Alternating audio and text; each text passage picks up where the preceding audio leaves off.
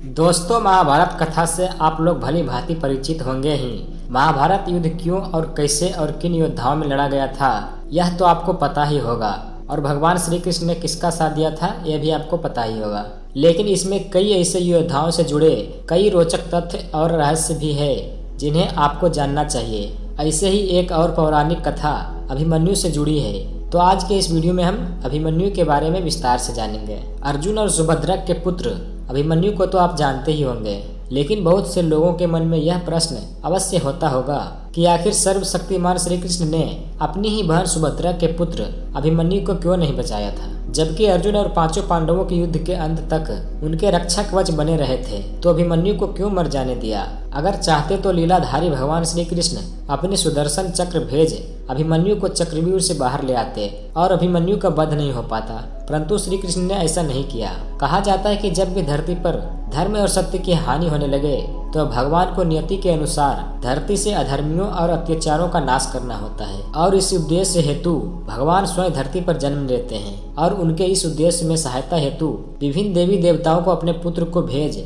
या स्वयं जाकर धरती पर जन्म लेना होता है। ऐसे ही जब द्वापर युग में भगवान विष्णु ने श्री कृष्ण अवतार में लिया था, तब ब्रह्मा जी ने और सभी देवी देवताओं को श्री कृष्ण की सहायता हेतु धरती पर जन्म लेने का आदेश दिया था। ब्रह्मा जी के इस आदेश का सभी देवी देवताओं ने स्वागत किया था, परंतु चंद्रमा ने इस आदेश का विरोध किया और अपने पुत्र वर्चा को पृथ्वी पर जाने से इनकार कर दिया। लेकिन जब सभी देवताओं ने मिलकर चंद्रमा को समझाया कि धर्म की रक्षा करना ही हम देवताओं का परम कर्तव्य और धर्म है, इसलिए हम सभी को ब्रह्मा जी का आदेश का पालन करना है, यह हमारा दायित्व और कर्तव्य भी है। सभी देवताओं के समझाने पर चंद्रमा मान तो गए, पर फिर भी उन्होंने एक शर्त रख दी कि यदि मेरा पुत्र धरती पर जन्म लेगा तो वह ज्यादा दिनों तक धरती पर नहीं रुकेगा और महाभारत युद्ध में अपना कार्य समाप्त होते ही वह मेरे पास लौट आएगा। इसके साथ ही वह युद्ध में अपने पराक्रम से बड़े बड़े महारथियों को भी चकित कर घोर युद्ध लड़ते हुए वीरगति को प्राप्त होगा और उसके इस अदम्य साहस को युगों युगों तक याद रखा जाएगा। दोस्तों, चंद्रमा पुत्र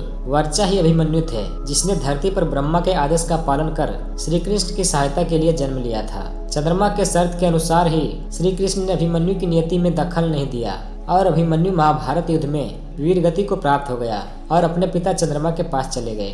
बस इसी कारण भगवान श्री कृष्ण ने अभिमन्यु का वध होने से नहीं बचाया था। तो दोस्तों, आशा करता हूँ आज की ये कहानी आप लोगों को काफ़ी पसंद आई होगी। तो अगर पसंद आई हो तो वीडियो को लाइक कर दीजिए और ऐसे ही वीडियोस देखने के लिए आप हमारे चैनल को सब्सक्राइब कर सकते हैं। मिलते हैं ऐसे ही एक और वीडियो के साथ, तब तक के लिए नमस्कार।